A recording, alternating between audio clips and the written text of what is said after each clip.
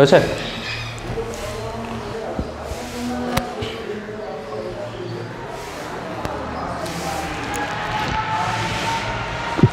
দেখো আগের দিন আমরা পড়লাম কর্ণাটকের যুদ্ধ। কর্ণাটকের যুদ্ধ আমরা শেষ পর্যন্ত কি দেখলাম, যে তৃতীয় কর্ণাটকের যুদ্ধ শেষ হলো। এই চূড়ান্ত বিজয় কাদের হয়েছিল তৃতীয় কর্ণাটকের যুদ্ধে? কাদের মধ্যে হয়েছিল কর্ণাটকের যুদ্ধ? ফরাসি এবং ইংরেজদের মধ্যে। কর্ণাটকের যুদ্ধ নাম কি, কেন নাম করা হয়েছিল, এরকম নামকরণ কেন? কর্ণাটকের সিংহাসনকে কেন্দ্র করে ইংরেজ এবং ফরাসিদের মধ্যে এই যুদ্ধ সংঘটিত হয়েছিল বলে এটাকে কর্ণাটকের যুদ্ধ বলা হয়। আজকে আমরা দেখব পলাশির যুদ্ধ, ঠিক আছে? এর আগে কিছু তোমাদেরকে লেখাতে হবে, আমি তোমাদেরকে এগুলো লিখিয়ে দেবো। যেহেতু এই সেমিস্টার তোমাদের শুধুমাত্র এমসিকিউ আছে, সেই জন্য আমি এটা লিখিয়ে দেবো। বাট ওটা এখন বোঝানোর দরকার নেই, ওরকম ধরে ধরে বোঝাতে গেলে অনেকটা সময় লাগবে। তোমাদের হাতে 3 মাস সময় আছে, 3 মাসের মধ্যে তোমাদের পরীক্ষা। প্রচণ্ড নয়েজ এখানে। এবার আমি চাইলেই পলাশির যুদ্ধ থেকে তোমাদেরকে এমসিকিউ লিখিয়ে দিতে পারি, তোমরা মুখস্থ করে নেবে, কিন্তু আদতে সেটা খুব একটা ফলপ্রসূ হবে না। পলাশির যুদ্ধটা কি সেটা তোমাদেরকে আগে বুঝতে হবে, কী করে একটা যুদ্ধের সূত্রপাত হয়। বই খুললেই তোমরা দেখবে সিরাজউদ্দৌলার সঙ্গে ইস্ট ইন্ডিয়া কোম্পানির বিরোধের কারণ দিয়ে একাধিক তোমার কারণ তোমার লেখা আছে। কিন্তু বিষয়টা হচ্ছে যে তোমাকে আগে ডিটেল শুরু থেকে শেষ পর্যন্ত জানতে হবে যে পলাশির যুদ্ধটা কি। তাই আমরা একটু পিছিয়ে যাই, তারপরে শোনো, জাস্ট গল্প করে শোনো, এখন কিছু লিখতে হবে না। ভিডিওটা রেকর্ড হচ্ছে, তোমরা বাড়ি গিয়ে ভিডিওটা একবার দেখে নেবে, তারপর আমি তোমাদেরকে নোটস দিয়ে দেবো, ওটা পড়ে নেবে, এর বাইরের কিছু আসবে না। দেখো মির্জা মোহাম্মদ, এই মির্জা মোহাম্মদ কি, এর আগে আমি তোমাদেরকে পড়িয়ে দেবো, ভিডিওটা রেকর্ড শেষ হোক আমি তোমাদেরকে পড়িয়ে দেবো। মির্জা মোহাম্মদের 2 সন্তান, এক নাম হচ্ছে হাজি মোহাম্মদ, 2 নম্বর হচ্ছে মির্জা মোহাম্মদ আলী বা আলীবর্দী খাঁ। আলীবর্দী খাঁয়ের নাম তোমরা প্রত্যেকেই শুনেছো তো? শুনেছো? কে আলীবর্দী খাঁ? বলো কে? প্রকৃত নাম কেউ বলতে পারবে আলীবর্দী খাঁয়ের? কারতালাব খান। পরে আমরা যখন আলীবর্দী খাঁ নিয়ে পড়াবো তোমাদেরকে বলবো। এখন দেখো তাহলে কি দেখলাম, মির্জা মোহাম্মদ খাঁয়ের 2 জন সন্তান, হাজি মোহাম্মদ আর মির্জা মোহাম্মদ আলী বা আলীবর্দী খাঁ। এত তোমাদের মনে রাখতে হবে না, জাস্ট গল্পটা শোনো, ঠিক আছে? এই ব্যক্তির আবার 3 পুত্র সন্তান। প্রথম পুত্রের নাম হচ্ছে সৈয়দ আহমেদ খান, দ্বিতীয় পুত্রের নাম হচ্ছে নওয়াজেস মোহাম্মদ খান বা দৌলত জঙ্গ, তৃতীয় পুত্র হচ্ছে জৈনুদ্দিন মোহাম্মদ খান। ক্লিয়ার? আলীবর্দী খাঁয়ের 3 কন্যা সন্তান। প্রথম জনের নাম হচ্ছে মেহেরুন্নেসা বেগম, দ্বিতীয় জনের নাম হচ্ছে মুনিরা বেগম, আর তৃতীয় জনের নাম হচ্ছে আমিনা বেগম। ক্লিয়ার? বুঝতে পারলে? আমাদের গ্রাম বাংলায় একটা ঐতিহ্য দেখা যায়, একটা চালাকি দেখা যায়, যাদের 2টো ছেলে আছে তারা সবসময় 2টো মেয়েকে দেখে, যে কাদের বাড়িতে 2টো মেয়ে আছে, দিয়ে ওই 2 ছেলের সঙ্গে 2 মেয়ের বিয়ে দিয়ে দেয়, পুরো সম্পত্তি আত্মসাৎ করে নেয়, মানে বিনা রক্তপাতে পুরো সম্পত্তি, পুরো সিংহাসন গ্রাস করা যেটাকে বলে। তো এইখানেও ঠিক এই ঘটনা ঘটেছিল। কি হয়েছিল? এই 3 পুত্রের সঙ্গে এই 3 কন্যার বিয়ে, ঠিক আছে? এরা কি নবাবী আমল, এদের কাছে সিংহাসন আছে, গল্প শোনা যাচ্ছে। তাহলে এই 3 পুত্রের সঙ্গে এই 3 কন্যার বিবাহ হয়েছে। এরা কে? দাদা আর ভাই, তাই না? তাহলে এই 3 পুত্রের সঙ্গে 3 কন্যার বিবাহ হয়েছে। আমাদের এই অধ্যায়ে আলোচ্য বিষয় হচ্ছে সিরাজউদ্দৌলা, কাজেই সিরাজউদ্দৌলার উপর আমরা বেশি ফোকাস করব, ঠিক আছে? তাহলে এবার প্রশ্ন আসে যে সিরাজউদ্দৌলার মা কে? সিরাজউদ্দৌলার মা আমিনা বেগম। কি নাম? আমিনা বেগম। এই আমিনা বেগমের স্বামীর নাম হচ্ছে জৈনুদ্দিন আহমেদ খান। তাহলে জৈনুদ্দিন আহমেদ খান কে ছিলেন? সিরাজউদ্দৌলার বাবা তথা আমিনা বেগমের স্বামী, ঠিক আছে? স্বামী। এই আলীবর্দী খাঁ, তাহলে আলীবর্দী খাঁয়ের সঙ্গে জৈনুদ্দিন আহমেদ খানের সম্পর্ক কি? জামাই। এই আলীবর্দী খাঁ জৈনুদ্দিন আহমেদ খানকে বিহারের নায়েব নিযুক্ত করেছিল। নায়েব, নায়েব, নায়েব কথার অর্থ হচ্ছে, আমি আস্তে আস্তে সব তোমাদেরকে ক্লিয়ার করে দেবো। এই নায়েব কথার অর্থ হচ্ছে ডেপুটি, সহকারী। পুরো পদটার নাম হচ্ছে নায়েব সুবাদার, নায়েব সুবাদার, ঠিক আছে? এবার তোমাদেরকে জানতে হবে সুবাদার কি। 3টে টার্ম তোমাদের লাগবে, একটা হচ্ছে নায়েব সুবাদার, 2 হচ্ছে সুবাদার, আর 3 হচ্ছে দেওয়ান। তাহলে সুবাদার হচ্ছে সুবা, মুঘল সাম্রাজ্য বলো বা তৎকালীন সুলতানি সাম্রাজ্য বলো। নায়েব, সুবা, সুবা কথার অর্থ হচ্ছে প্রদেশ, সুবা কথার অর্থ প্রদেশ, অঞ্চল বলতে পারো। এই যেমন আমাদের একটা বর্ধমান, একটা জায়গার নাম, এরকম একটা প্রদেশ ভেবে নাও। একটা সাম্রাজ্য, যেমন আমরা যদি বলি বর্ধমান জেলা, বর্ধমান জেলা তো কতগুলো বিধানসভা নিয়ে গঠিত, অনেকগুলো বিধানসভা নিয়ে গঠিত। সেই বিধানসভার মধ্যে অনেকগুলো থানা আছে, সেই থানার মধ্যে এক একজনের এক একটা দায়িত্ব রয়েছে। কোনো থানায় তোমার আইসি রয়েছে, কোনো থানায় ওসি রয়েছে, মানে অনেকগুলো বিধানসভাকে নিয়ে একটা জেলা গঠিত, অনেকগুলো ব্লককে নিয়ে একটা জেলা গঠিত। ঠিক সেরকম একটা সাম্রাজ্য বেশ কতগুলো সুবার মধ্যে বিভক্ত ছিল এবং এক একটা সুবার দায়িত্বে এক একজন থাকতো, বলতে পারো গভর্নর। মানে একজন সুবার যে দায়িত্বে ছিলেন, যিনি দায়িত্বে ছিলেন, মানে একটা প্রদেশের যিনি দায়িত্বে ছিলেন তাদেরকে আমরা বলবো সুবাদার। মনে থাকবে, সুবাদার মানে প্রশাসনিক কর্মকর্তা, একটা সুবার প্রশাসনিক কর্মকর্তা। তাহলে সুবা বলতে আমরা কি বুঝি? প্রদেশ। এই প্রদেশের শাসককে আমরা কি বলবো? সুবাদার। আর দেওয়ান কি? দেওয়ান কথার অর্থ হচ্ছে রাজস্ব সংক্রান্ত বিষয়। রাজস্ব মানে টাকা পয়সা লেনদেন, আর্থিক লেনদেন। এই রাজস্ব সংক্রান্ত বিষয় বা রাজস্বের যে টাকা পয়সার যে হিসাব রাখে, তৎকালীন সময়ে রাজকীয় যে প্রথা ছিল, এই জমিদারি প্রথা বা তোমার এই বাদশাহী প্রথা, এই বাদশাহী সময়ে যারা টাকা পয়সা মানে কত টাকা ঋণ, কত টাকা রাজস্ব উঠে এসছে, ট্যাক্স কর উঠে এসছে, এই হিসাবটা যে রাখতো তাদেরকে বলা হতো সুবাদার। ঠিক আছে। আর নায়েব কথার অর্থ, নায়েব সুবাদার কথা হচ্ছে সহকারী সুবাদার, সহকারী সুবাদার। তাহলে আমরা কি দেখলাম? আমিনা বেগমের হাজব্যান্ডের নাম হচ্ছে জৈনুদ্দিন মোহাম্মদ খান। এই জৈনুদ্দিন আহমেদ কে ছিলেন? জৈনুদ্দিন ছিলেন সিরাজউদ্দৌলার বাবা। ঠিক আছে। তাহলে ওনার সঙ্গে সম্পর্ক কি? জামাই। আলীবর্দী খাঁ এই জৈনুদ্দিন আহমেদ খানকে বিহারের নায়েব নিযুক্ত করেছিল, বিহারের নায়েব নিযুক্ত করেছিলেন। কোথায়? বিহার। এত মনে রাখতে হবে না, জাস্ট শোনো। ঘটনা কি হয়েছে না, 1748 সালে আফগানদের হাতে, আফগানিদের আক্রমণ, মারাঠা আক্রমণে জৈনুদ্দিন আহমেদ খান মারা যাচ্ছেন। কত সালে? 1748 সালে। ক্লিয়ার? বুঝতে পারলাম? তাহলে একজনকে কোথায় নিযুক্ত করেছিলেন আলীবর্দী খাঁ? কোথায়? বিহারের নায়েব নিযুক্ত করেছিলেন। বাকি রইল আরও দুজন। স্যার নয় কিন্তু, স্যার সৈয়দ আহমেদ খান আলাদা। সৈয়দ আহমেদ খান আর নওয়াজেশ মোহাম্মদ খান। এই সৈয়দ আহমেদ খানকে পূর্ণিয়া, কি বললাম? পূর্ণিয়া বর্তমানে আমাদের পশ্চিমবঙ্গের সঙ্গে যুক্ত, কিন্তু একটা সময় এই পূর্ণিয়া বিহারের অন্তর্গত ছিল। ঠিক আছে। এই পূর্ণিয়ার প্রশাসক হিসাবে যুক্ত করেন। কোথায়? সৈয়দ আহমেদ খানকে কোথায়? বিহারের পূর্ণিয়া। তৎকালীন সময়ে বিহারের পূর্ণিয়া কোথার মধ্যে ছিল? কার আন্ডারে ছিল? বিহারের মধ্যে ছিল। তাহলে কোথায় প্রেরণ করেন? সৈয়দ আহমেদ খানকে পূর্ণিয়াতে। আর এই ব্যক্তিকে ঢাকায়, কি বললাম? ঢাকাতে। তাহলে ইনি ছিলেন পূর্ণিয়াতে, ইনি ছিলেন ঢাকাতে। স্টোরিটা বোঝার চেষ্টা করো আমি কি বলতে চাইছি। অত বিরাট কিছু রকেট সায়েন্স নয়, ডিটেল বোঝো। বুঝতে পারলাম? জৈনুদ্দিন আহমেদ খান বিহারের নায়েব নিযুক্ত ছিলেন, সৈয়দ আহমেদ খান পূর্ণিয়াতে শাসন করতেন, আর নওয়াজেশ মোহাম্মদ খান বা দৌলত জং কোথায় ছিলেন? ঢাকাতে। ক্লিয়ার? তাহলে আমরা দেখলাম জৈনুদ্দিন মোহাম্মদ খানের পুত্র সন্তানের নাম সিরাজউদ্দৌলা। তোমাদের মনে প্রশ্ন আসবে যে দাদা তাহলে নওয়াজেশ মোহাম্মদ খান বা দৌলত জংয়ের পুত্রের নাম কি? এই ব্যক্তির সঙ্গে, নওয়াজেশ মোহাম্মদ খানের সঙ্গে এই মেহেরুন্নেসা বেগমের বিবাহ হয়। এটা বারবার তোমাদেরকে আসবে এই পয়েন্টটা। এদেরকে আমি বিয়ে দিয়ে দিলাম, প্লাস তোমরা ছোটতে নাম লিখতে না, সুস্মিতা প্লাস সুরাজ, ওরকম করে প্লাস দিয়ে দিলাম। চলো, তাহলে নওয়াজেশ মোহাম্মদ খান বা দৌলত জংয়ের সঙ্গে কার বিয়ে হয়েছে? মেহেরুন্নেসা বেগম, যাকে আমরা জানি ডাকনাম আমরা চিনি ঘসেটি বেগম নামে। ঘসেটি নাম তোমরা প্রত্যেকেই শুনেছো। বিয়ে হয়েছিল এনার সঙ্গে, কিন্তু দুর্ভাগ্যক্রমে এদের কোনো সন্ততি ছিল না, মানে এদের কোনো সন্তানই নেই। আর এই ব্যক্তি একটা সন্তান ছিল, তাহলে এই ব্যক্তির সঙ্গে বিবাহ কার হয়? অবভিয়াসলি মুনিরা বেগম। এই ব্যক্তির একটা সন্তান ছিল, সন্তানের নাম হচ্ছে শওকত জং। শওকত জং। ক্লিয়ার? বোঝাতে পারলাম? তাহলে পুরো স্টোরিটা বুঝতে পারলে? কি কেস?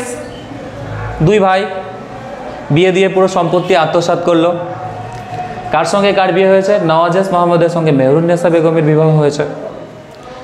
সৈয়দ আহমেদ খানের সঙ্গে মুনিরা বেগমের বিয়ে হয়েছে, আর আমিনা বেগমের সঙ্গে জৈনুদ্দিন মোহাম্মদ খানের বিবাহ হয়েছে।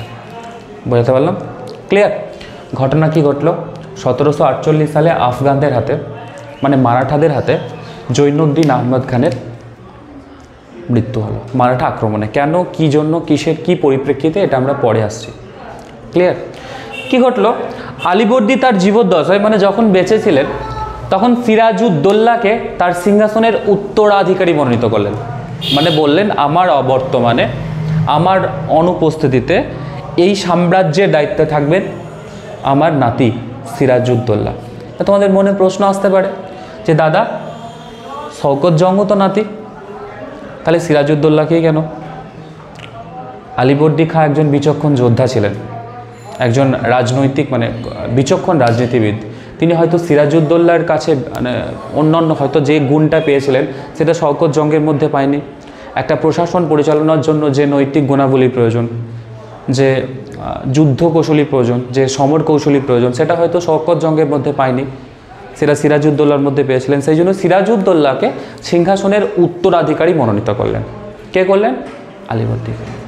যেই সিরাজউদ্দৌলাকে সিংহাসনের উত্তরাধিকারী মনোনীত করলেন, অমনি তার কাকারা ক্ষুব্ধ হলেন। শুধুমাত্র কাকা না, মেহরুন্নেসা বেগম ওরফে ঘসেটি বেগম, এই ব্যক্তি, এই মহিলা শওকত জংকে খুব ভালোবাসতেন এবং সিরাজকে খুব একটা পছন্দ করতেন না। তো যেই মুহূর্তে আলীবর্দী খাঁ সিরাজকে সিংহাসনের জন্য মনোনীত করলেন, আলীবর্দী খাঁ সিরাজকে সিংহাসনের জন্য মনোনীত করলেন, অমনি ঘসেটি বেগম এটার বিরুদ্ধাচরণ করল। কার বিরুদ্ধে? সিরাজউদ্দৌলার বিরুদ্ধে। শুধুমাত্র ঘসেটি বেগম না, শুধুমাত্র ঘসেটি বেগম না, ঘসেটির সঙ্গে আরও ব্যক্তিবর্গ ছিল। ব্যক্তিগুলোর নাম তোমরা, আমি এটা মুছে দিচ্ছি, ব্যক্তিগুলোর নাম তোমরা বলতে পারবে?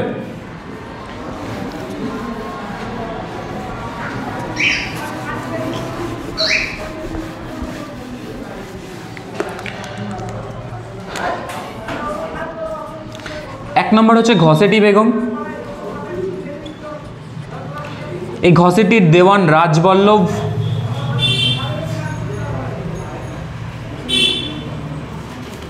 তিন শওকত জং, আর চার হচ্ছে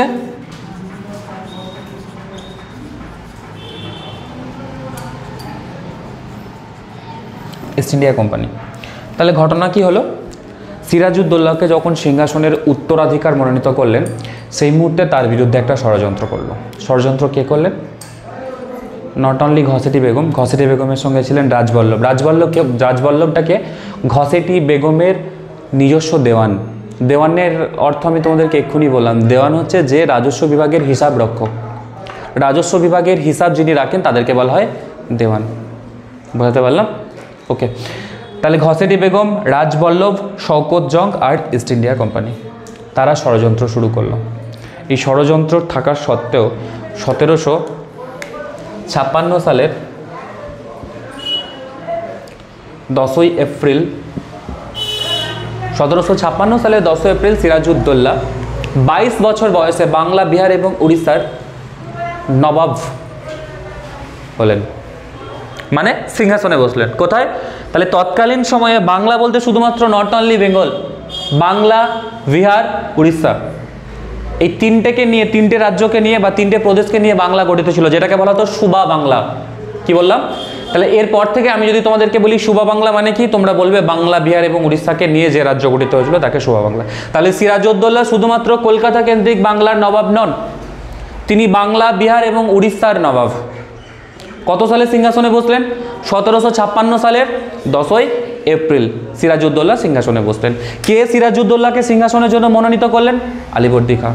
সিরাজউদ্দৌলা সিংহাসনে মনোনীত হওয়ার পর কারা তার বিরুদ্ধে চক্রান্ত করেছিলেন? ঘসেটি বেগম, তার ব্যক্তিগত দেওয়ান রাজবল্লভ, শওকত জং আর ইস্ট ইন্ডিয়া কোম্পানি। ক্লিয়ার? বুঝতে পারলে? যেই মুহূর্তে সিরাজউদ্দৌলা সিংহাসনে বসলেন, তিনি তার যে প্রিয় পাত্র, মানে তার বিশ্বস্ত কর্মচারী, ধরো আমি সিংহাসনে বসছি, আমি তো কাউকে বিশ্বাস করি, সবাই তো আমার বিশ্বাসযোগ্য হতে পারে না। যেই মুহূর্তে সিরাজউদ্দৌলা সিংহাসনে বসলেন, তার বিশ্বস্ত কর্মচারীদের তিনি বিভিন্ন গুরুত্বপূর্ণ পদে নিয়োগ করতে শুরু করে দেন। একজনের নাম আমি তোমাদেরকে বলতে পারি মোহনলাল। কি বললাম? মোহনলাল। এই মোহনলালকে সচিব এবং প্রধানমন্ত্রী পদে নিয়োগ করেন। কে? সিরাজউদ্দৌলা। সিরাজউদ্দৌলার দেওয়ান, এই যদি তোমাদেরকে আমি একটু আগে বললাম, এই রাজবল্লভ কে ছিলেন? রাজবল্লভ ছিলেন ঘসেটির দেওয়ান, আর সিরাজউদ্দৌলাদের দেওয়ান ছিলেন বলো মোহনলাল। তাহলে সিংহাসন আরোহণের পর আমরা কি দেখলাম? সিরাজউদ্দৌলা তার বিশ্বস্ত কর্মচারীদের গুরুত্বপূর্ণ পদে নিয়োগ করতে থাকেন। মোহনলালকে সচিব ও প্রধানমন্ত্রী পদে নিয়োগ করেন এবং তাকে রাজা উপাধি প্রদান করেন। কাকে? মোহনলালকে। কে নিয়োগ করলেন? সিরাজউদ্দৌলা। এবার সিরাজউদ্দৌলা যখন সিংহাসনে বসলেন, আমি আবারও রিপিট করছি, তার এগেনস্টে একটা চক্রান্ত শুরু হয়।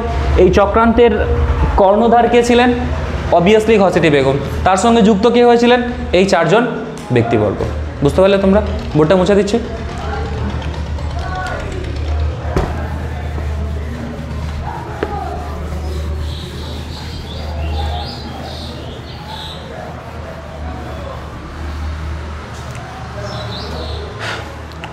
তারপরে শোনো স্টোরিটা কি। সিরাজের কাকার নাম কি? নওয়াজেস মোহাম্মদ খান বা দৌলত জং। ইনি কে? এই ব্যক্তিটাকে ঘসেটির হাজব্যান্ড। তাহলে ঘসেটির হাজব্যান্ড ঘসেটির স্ত্রীর বিরুদ্ধে যাবে না পক্ষে থাকবে? যদি স্বাভাবিক কমন সেন্স ইউজ করি অবশ্যই পক্ষে থাকবে। আবার এইটাও ভাইপো, মানে ভাইয়ের ছেলে। তো এই সিরাজের কাকা নওয়াজেস মোহাম্মদ সরাসরি সিরাজের বিরুদ্ধাচরণ করেনি, আবার ঘসেটিকে তীব্রভাবে বারণও করেননি, জোরালোভাবে বারণও করেনি। তাহলে নওয়াজেস মোহাম্মদ সিরাজের বিরুদ্ধাচরণ না করলেও তার দুজন বিশ্বস্ত সহকর্মী হুসেন উদ্দিন এবং হুসেন কুলি, কি নাম বললাম? হুসেন উদ্দিন এবং হুসেন কুলি, আমি আর লিখছি না, ঠিক আছে? হুসেন উদ্দিন এবং হুসেন কুলি কে ছিলেন? নওয়াজেস মোহাম্মদের গুরুত্বপূর্ণ সহকর্মী বলতে পারো। এরা ঘসেটির সঙ্গে সিরাজের বিরুদ্ধে চক্রান্তে যুক্ত হয়। তার সঙ্গে দেখবে কিছু মানুষ থাকে যারা আমাদের প্রকাশ্যে শত্রুতা করে, আর কিছু মানুষ থাকে যারা তোমাদের বন্ধু কিন্তু তারা শত্রুর সঙ্গে গোপনে যোগাযোগ রাখে, আবার তোমার সঙ্গেও ভালো সাজতে চায়। অ্যাকচুয়ালি যারা তোমার প্রকাশ্যে শত্রুতা করে সে তো শত্রুই, প্লাস যারা তোমার শত্রুর সঙ্গে গোপনে যোগাযোগ রাখে তারাও তোমার শত্রু, বরং তাদের থেকে বেশি সাবধানতার প্রয়োজন আমাদের। তাহলে হুসেন কুলি আর হুসেন উদ্দিন কে ছিলেন মায়া? কে ছিলেন?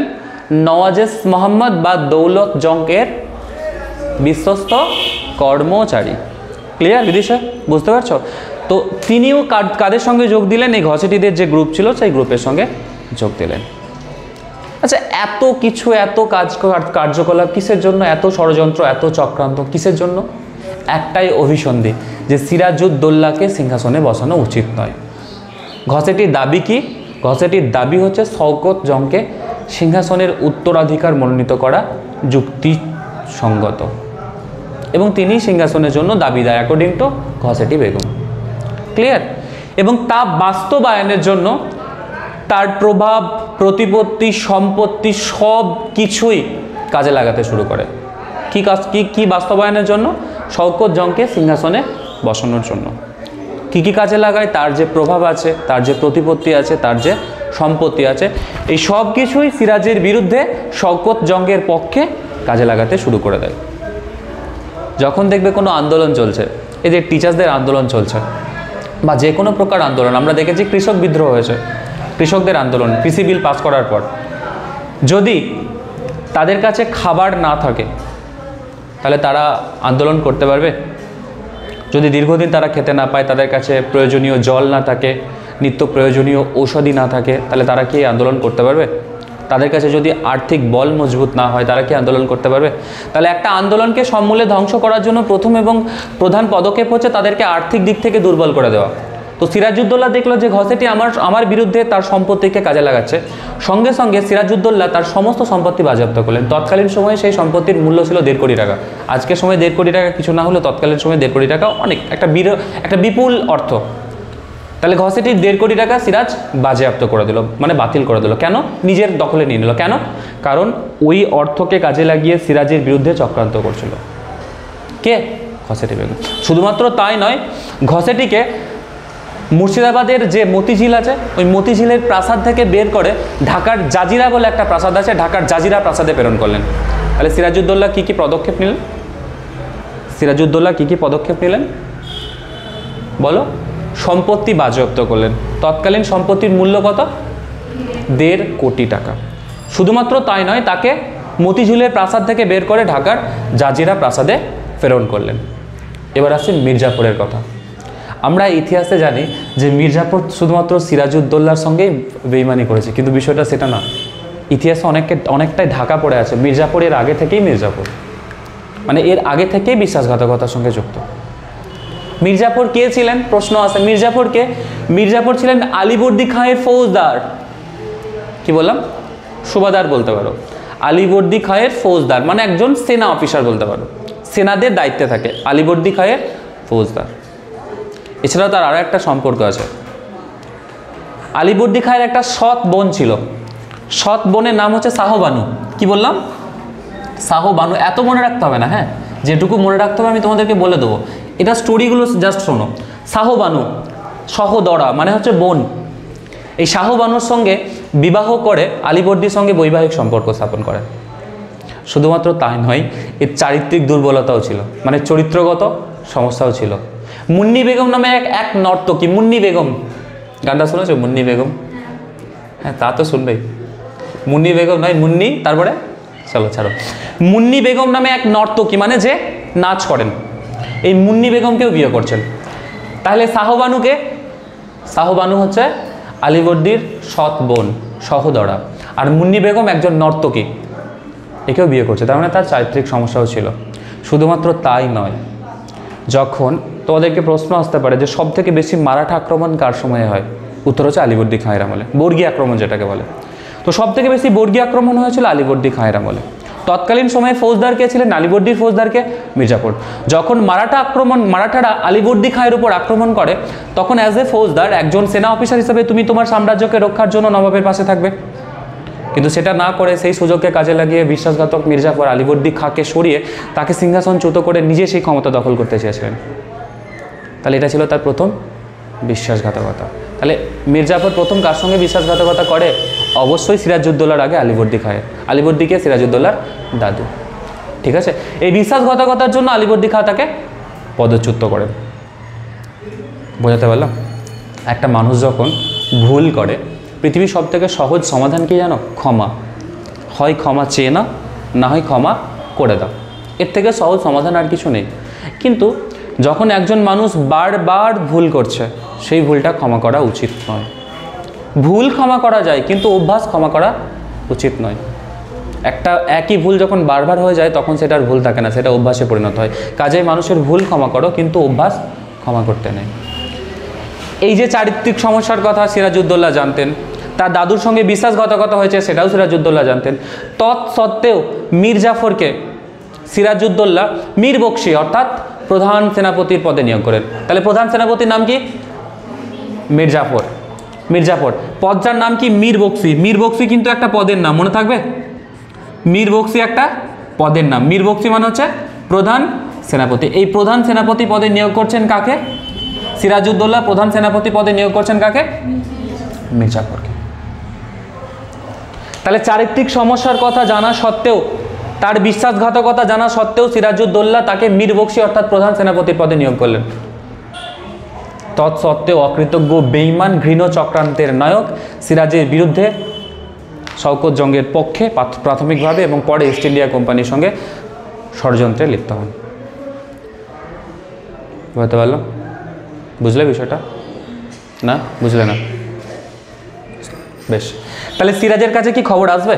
এই যে এত চক্রান্ত চলছে, এত ষড়যন্ত্র চলছে, সিরাজের কাছে কি খবর আসবে না? অবশ্যই খবর আসে। সিরাজের কাছে খবর এলো। নাম বললাম তোমাদের, নাম কি? হুসেন উদ্দিন আর হুসেন কুলি। এত নাম মনে রাখতে হবে না, ঘাবড়ানোর কিছু নাই। হায়দার কুলি। এরা সিরাজের বিরুদ্ধে কি চক্রান্তে যুক্ত হয়েছিলেন। সিরাজ এদেরকে হত্যা করলেন। সিরাজ এদেরকে হত্যা করলেন। এবং এই শওকত জঙ্গের বাবার নাম কি? সৈয়দ আহমেদ খান। এই শওকত জং ফৌজদার ছিলেন। কোথাকার ফৌজদার? পূর্ণিয়ার ফৌজদার। কোথাকার ফৌজদার? পূর্ণিয়া। তৎকালীন সময়ে পূর্ণিয়া বিহারের ছিল। পূর্ণিয়ার ফৌজদার ছিলেন। এরা তো প্রত্যেকে রাজ পরিবারের, নবাবী পরিবারের প্রত্যেকের কাছে কোনো না কোনো পদ ছিল, সেটা তো দেখতে পাচ্ছি আমরা। তাহলে এই শওকত জং কোথায় পোস্টেড ছিলেন, কোথায় পোস্টিং ছিলেন, কোথায়? পূর্ণিয়াতে। পূর্ণিয়ার ফৌজদার হিসেবে দায়িত্ব ছিলেন। তাহলে সিরাজউদ্দৌলার কাছে যখন ক্রমাগত খবর আসতে শুরু করে যে তাদের রাজ কর্মচারীরা বা তাদের পরিবারের একাধিক ব্যক্তি তার বিরুদ্ধে ষড়যন্ত্রে লিপ্ত, তিনি পদক্ষেপ নেন। প্রাথমিক পদক্ষেপ হিসাবে এদেরকে হত্যা করেন এবং তারপর তিনি পূর্ণিয়া যাত্রা করছেন। কোথায়? পূর্ণিয়া। কেন? অবভিয়াসলি শওকত জংয়ের সঙ্গে মোকাবেলা করতে। তাহলে কত সালে সিংহাসন আরোহণ করেন? কত সালে সিংহাসন আরোহণ করেন? সিরাজউদ্দৌলা কবে সিংহাসনে বসেন? 1756 সালের 10ই এপ্রিল। এবং পূর্ণিয়া যাত্রা করছেন 1756 সালের 22 মে। তোমাদেরকে প্রশ্ন আসতে পারে যে সিরাজউদ্দৌলা কত বছর বয়সে সিংহাসনে বসেন? বললাম 22 বছর বয়সে, 20 নয়, 22 বছর বয়সে সিংহাসনে বসেন। ঠিক আছে? আর পূর্ণিয়া কবে যাত্রা করছেন? 1756 সালের, বলো আমার সঙ্গে, 22 মে। পরপর মনে রাখবে, এপ্রিলের পর মে। প্রাথমিকভাবে যখন তিনি পূর্ণিয়া যাত্রা করলেন তখন শওকত জং সিরাজের আনুগত্য স্বীকার করলেন। বললেন ঠিক আছে, আমার যা হয়েছে এরপর আমি আপনার আনুগত্য বজায় রেখে চলব। এবার সিরাজউদ্দৌলার অন্য কেউ তো নন, শওকত জং তো ভাই। সিরাজউদ্দৌলার প্রাথমিকভাবে মনে হয়েছিল যে হতে পারে মানুষ ভুল বুঝতে পেরেছে, তাকে ক্ষমা করে দেওয়া উচিত। তাকে ক্ষমা করলেন এবং তিনি পূর্ণিয়া থেকে মুর্শিদাবাদে ফিরে এলেন। এই চরম সংকটের দিনে যখন সিরাজের বিরুদ্ধে এত চক্রান্ত, এত পরিকল্পনা সিরাজকে সিংহাসন থেকে পদচ্যুত করার জন্য বা সিংহাসন থেকে বিতাড়িত করার জন্য, এই ঘোর সংকটের সময় সিরাজের সঙ্গ দিয়েছিলেন তার দুই ছায়াসঙ্গী নাম। একটা হচ্ছে অলরেডি তোমাদেরকে আমি বলেছি মোহনলাল, আর এক হচ্ছে মীর মদন। দুজন নতুন ব্যক্তির নাম আমরা এখানে ইনক্লুড করলাম, মোহনলাল আর মীর মদন। আমরা দেখলাম মোহনলালকে অলরেডি তিনি প্রধানমন্ত্রী পদে নিয়োগ করেছিলেন। এই মীর মদন মির্জাফরের পরিবর্তে, মানে মীর বক্সির পদ অর্থাৎ প্রধান সেনাপতির পদ, মির্জাফরকে সরিয়ে মীর মদনকে বসালেন। তাহলে এই চরম দুর্দিনের দিনে সিরাজের দুই ছায়াসঙ্গীর নাম মোহনলাল আর মীর মদন। মির্জাফরকে সরিয়ে কাকে সিংহাসনে বসালেন? বুঝতে পারলে? এইটুকু বুঝতে পারলে কোনো কঠিন কিছু? গল্পটা বুঝতে পারছো? চলো এবার আমরা দেখব বইয়ে লেখা থাকে যে ইংরেজ ইস্ট ইন্ডিয়া কোম্পানির সঙ্গে, ব্রিটিশ ইস্ট ইন্ডিয়া কোম্পানির সঙ্গে সিরাজের বিরোধের কারণ। একটা লম্বা চড়া ইতিহাস থাকে, অনেকগুলো কারণ লেখা থাকে, সেই কারণগুলো আমরা পরে আসবো। আগে আমাকে এটা বলো,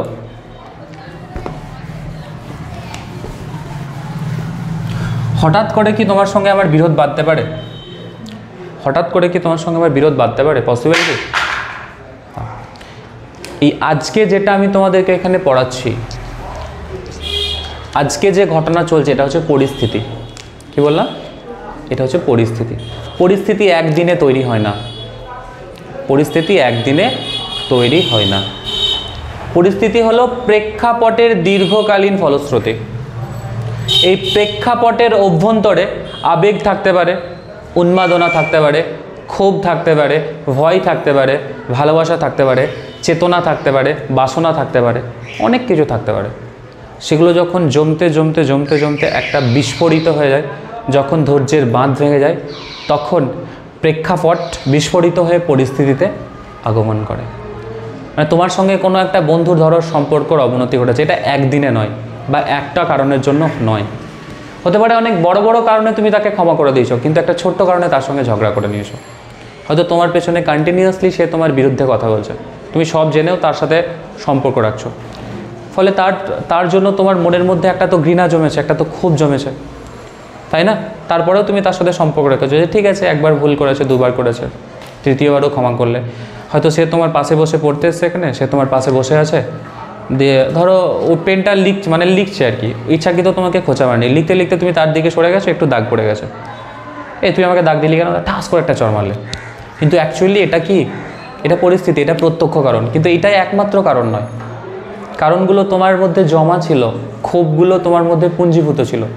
আজকে এই ইস্যুটাকে কেন্দ্র করে সেটার একটা প্রতিফলন তুমি দেখালে, কিন্তু এটা একদিনের নয়, এটা অনেক দিনের একটা জমা ক্ষোভ। তাহলে সিরাজের সঙ্গে ইস্ট ইন্ডিয়া কোম্পানির বিরুদ্ধে মানে এই যে সম্পর্কের অবনতি, এর পিছনে একদিনের কারণ নয়, একটা দীর্ঘকালীন ফলশ্রুতি ছিল। এবার অধিকাংশ ইংরেজ ঐতিহাসিক মানে ইস্ট ইন্ডিয়া কোম্পানির সঙ্গে সিরাজের সম্পর্কের অবনতির পশ্চাতে কী কী কারণ বিদ্যমান, একাধিক কারণ বিদ্যমান, অনেকগুলো কারণ ছিল। অ্যাকচুয়ালি কারণটা কি, এই নিয়ে ঐতিহাসিক মহলে বিতর্কের শেষ নাই। কেউ সিরাজউদ্দৌলাকে দায়ী করছে, কেউ আবার ব্রিটিশ ইস্ট ইন্ডিয়া কোম্পানিকে দায়ী করছে, মানে এটা নিয়ে একটা চুলছেরা বিশ্লেষণ চলছে। তো যারা ব্রিটিশ ঐতিহাসিক তারা সিরাজের অহমিকা, অর্থলিনসা এবং উচ্চাকাঙ্ক্ষাকে দায়ী করছে, যে না সিরাজ খুব বদমেজাজি লোক, তার টাকার খুব লোভ, তার ধন সম্পদের খুব লোভ। তাহলে কি বললাম সিরাজের সঙ্গে ইস্ট ইন্ডিয়া কোম্পানির সম্পর্কের অবনতির পশ্চাতে একাধিক কারণ বর্তমান, অনেকগুলো কারণ আছে। বুঝতে পারলাম? একটা কারণ না, একাধিক কারণ আছে, যার চুলছেরা বিশ্লেষণ মানে একদম খুঁটিনাটি যাচাই করে দেখা, যার চুলছেরা বিশ্লেষণে ঐতিহাসিকদের মধ্যে একাধিক বিতর্ক রয়েছে। অধিকাংশ ইংরেজ ঐতিহাসিক, যারা ইংরেজ ঐতিহাসিক তারা সিরাজকেই দায়ী করছেন। কি বলছেন? সিরাজের অহমিকা, সিরাজের অর্থালিনসা, সিরাজের উচ্চাকাঙ্ক্ষা এই পলাশির যুদ্ধের জন্য দায়ী, বা ইস্ট ইন্ডিয়া কোম্পানির সঙ্গে সম্পর্কের অবনতির পশ্চাতে এই কারণগুলোই বিদ্যমান। ইংরেজদের কোনো দোষ নেই, ইংরেজরা ধোয়া তুলসী পাতা, সিরাজই খারাপ। কিন্তু আদতে কি তাই কি না? আমরা দেখলাম যে আস্তে আস্তে ইউরোপীয় শক্তিগুলো উপনিবেশ দখলের নাম করে এশিয়া এবং আফ্রিকা ও লাতিন আমেরিকার বিস্তীর্ণ এলাকায় নিজ নিজ উপনিবেশ দখল করেছিল ব্যবসায়িক স্বার্থে, কিন্তু কালক্রমে সেখানে রাজপাট দখল করলো, তারা রাজনৈতিক ক্ষমতা নিজের কুক্ষিগত করলো, সেখান থেকে শাসন এবং শোষণ নীতির যাতা করলে, মানে এত বেশি পরিমাণে শাসন করতে শুরু করলো, এই শাসন এবং শোষণ নীতির যাতা করলে এশিয়া এবং আফ্রিকার যে সাধারণ দেশগুলো তারা সর্বশান্ত হয়ে পড়েছিল। জলের স্রোতের মতো টাকা এদেশ থেকে ওই দেশে রপ্তানি করেছিল। আমাদের এখানকার মূল্যবান সম্পদ, মশলা, চা কফি থেকে শুরু করে চিনি, রাবার, এমনকি কৃতদাস মানে মানুষ পর্যন্ত তারা এদেশ থেকে ওই দেশে রপ্তানি করেছিল। ফলে আমরা কি পেয়েছিলাম? পরাধীনতা। কি পেয়েছি? অত্যাচার। প্রয়োজনে আমরা দেখেছি যে প্রথম বিশ্বযুদ্ধ থেকে শুরু করে দ্বিতীয় বিশ্বযুদ্ধ, প্রত্যেকটা ক্ষেত্রে উপনিবেশের মানুষ, উপনিবেশের সেনাবাহিনী, দীর্ঘকাল শোষিত হতে থাকা মানুষজন, তার উপনিবেশের যারা বর্তমান শাসন করছিল, যারা ইউরোপীয় শক্তি, তাদেরকে সম্পূর্ণভাবে সাহায্য করে। কি আশাতে? যে যুদ্ধ শেষে আমাদেরকে স্বাধীনতা প্রদান করা হবে। তাই তো প্রথম বিশ্বযুদ্ধে তো সাহায্য করেছিল, কিন্তু আদতেও কি তারা যুদ্ধের পর স্বাধীনতা প্রদান করেছে? কি করেছে? শুধুমাত্র চালাকি। তাহলে আমরা স্ব-ইচ্ছায় শুধুমাত্র নিজেদের ধন সম্পত্তিই নয়, আমরা রক্তটুকু ঢেলে দিয়েছি। কারা? এই উপনিবেশ শাসিত অঞ্চলগুলো, যারা ইউরোপীয় শক্তিগুলির উপনিবেশে পরিণত হয়েছিল। এশিয়া এবং আফ্রিকার বিভিন্ন দেশ, যারা একটু ফিকে আশাতে দিয়েছে, নিজের রক্তটুকু ঢেলে দিয়েছিলাম প্রথম বিশ্বযুদ্ধে, যে বিশ্বযুদ্ধে জয়লাভের পর মিত্রশক্তি জয়লাভ করলে তারা আমাদেরকে স্বাধীনতা প্রদান করবে, তারা আমাদেরকে উপনিবেশিক অধীনতা থেকে মুক্ত করবে, তারা আমাদেরকে পরাধীনতার শৃঙ্খল থেকে মুক্ত করে দিয়ে স্বদেশে ফিরে যাবে, আমরা স্বাধীনতার স্বাদ কিছুটা হলে উপভোগ করব। কিন্তু বাস্তবে তা কি বাস্তবায়িত হয়েছে? আমাদের বুকে নেমে এসেছে পরাধীনতার জল, অত্যাচার, তাই না? তাহলে শুধুমাত্র যে ইংরেজ ঐতিহাসিকরা বারবার সিরাজউদ্দৌলাকে দায়ী করছে যে সিরাজের অহমিকা, অর্থালিনসা এই যুদ্ধের জন্য দায়ী, বা সম্পর্কের অবনতির পশ্চাতে এই কারণটাই বর্তমান, এটা সত্যি নয়। আসল সত্যি কি? আসল সত্যি হলো যে ইস্ট ইন্ডিয়া কোম্পানি এদেশে এসেছিল বাণিজ্য করতে, কিন্তু কালক্রমে তাদের মধ্যে একটা সুপ্ত বাসনা লুকায়িত ছিল। কি? এই দেশের রাজ ক্ষমতা দখল। কি? বাণিজ্যিক প্রতিষ্ঠানের একটা সুপ্ত বাসনা, এদেশের রাজক্ষমতা দখল। রাজক্ষমতা দখল কেন, কিসের জন্য প্রয়োজন? মার্কেন্টাইল অর্থনীতিতে কিসের জন্য রাজক্ষমতা দখল প্রয়োজন? আমি আগের দিন তোমাদেরকে ডিটেল বলেছিলাম, পল সায়েন্সে রাষ্ট্রবিজ্ঞান ক্লাসে বলেছিলাম তো। বাজার দখল, ট্যাক্স ফ্রি লেনদেন, এসবের জন্য। শ্রমিকের প্রয়োজন, শুল্ক দিতে হবে। তো তুমি যদি রাজনৈতিক ক্ষমতার মধ্যে না থাকো, যদি তোমার কাছে রাজনৈতিক পাওয়ার না থাকে, তোমাকে তো শুল্ক দিতে হবে। এটা একটা কারণ নয়, অনেকগুলো কারণ আছে, তার মধ্যে অন্যতম কারণ এটাই। তাহলে শুধুমাত্র কি দেখলাম আমরা, যে কোম্পানির বাণিজ্যিক প্রতিষ্ঠান থেকে রাজনৈতিক প্রতিষ্ঠানে পরিগণিত হওয়ার বা পরিণত হওয়ার একটা সুপ্ত বাসনা। শুধু কি এইটুকুই? আর কোনো প্রতিদ্বন্দ্বী ছিল না? ইউরোপ থেকে শুধু ইংল্যান্ড দেশে এসেছিল? আমরা জানি ইউরোপ থেকে এসেছিল ইংল্যান্ড, ফ্রান্স, স্পেন, নেদারল্যান্ড, যাদেরকে আমরা বলি ডাচ, ওলান্দাজ, তাই না? তো তাদের প্রতিদ্বন্দ্বী কারা? আমরা দেখলাম অলরেডি কর্ণাটকে ফরাসিদের সঙ্গে ইংরেজদের লড়াই চলছে। কিসের জন্য? একাধিপত্য লড়াইয়ের জন্য, একাধিপত্য দখল করার জন্য। ভারত থেকে ইউরোপীয় শক্তি তথা দক্ষিণ ভারত থেকে ফরাসিদেরকে পুরোপুরি বিতাড়িত করে দক্ষিণ ভারতে একাধিপত্য প্রতিষ্ঠার জন্য আমরা দেখলাম যে ইংরেজদের সঙ্গে ফরাসিদের ক্রমাগত 3টে যুদ্ধ চলল। কর্ণাটকের প্রথম যুদ্ধ, দ্বিতীয় এবং তৃতীয়। শুধুমাত্র কর্ণাটকের সিংহাসন দখলকে কেন্দ্র করে এত রক্তপাত, এবং সেখানে চূড়ান্ত বিজয় লাভ কারা করলেন? ইংরেজরা।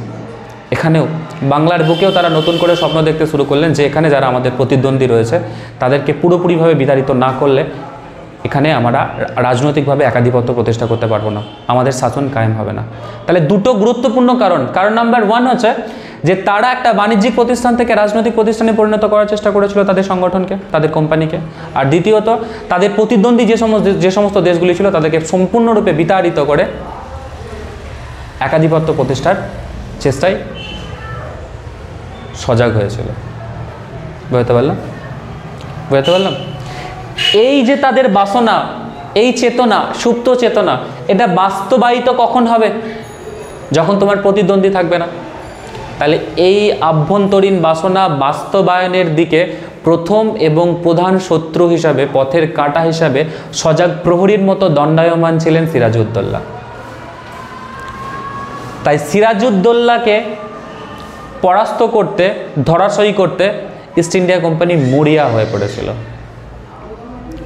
কখনো বুদ্ধিমত্তায়, কখনো কূটনৈতিক বিচক্ষণতায়, ষড়যন্ত্রে, ছলে বলে, কলা কৌশলে সিরাজকে ধরাশয়ী করে তুলতে মরিয়া হয়ে উঠেছিল ইস্ট ইন্ডিয়া কোম্পানি। আর সেখান থেকেই শুরু হয় কোম্পানির সঙ্গে সিরাজউদ্দৌলার বিবাদের কারণ। বুঝতে পারলাম? এবার 1 নম্বর কারণ হিসাবে আমি বলতে পারি নজরানা দিতে বিলম্ব। কি বললাম? নজরানা দিতে বিলম্ব। এই নজরানা কি?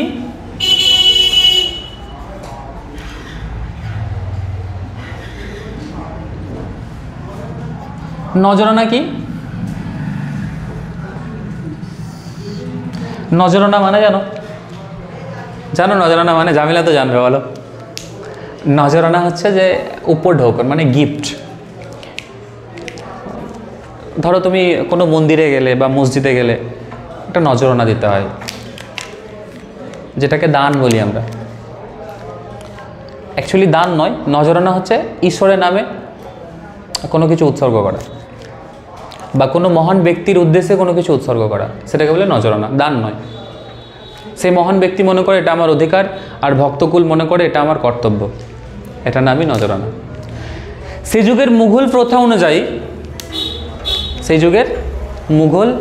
প্রথা অনুযায়ী যদি কোনো নবাব নতুন সিংহাসনে বসেন বা বাদশাহ সিংহাসনে বসেন, তাহলে তার অধীনে যে সমস্ত জমিদাররা রয়েছে বা যে সমস্ত নবাবরা রয়েছেন তারা বাদশাহের কাছে বা নবাবের কাছে গিয়ে নতাজানু মানে ঠিক এইভাবে নতাজানু হয়ে বশ্যতা স্বীকার করতে হতো। তাদের মানে বাদশাহের প্রতি বা নবাবের প্রতি আনুগত্য স্বীকার করতে হতো এবং কিছু উপহার নিয়ে যেতে হতো, যেটাকে উপঢৌকন বলা হয়।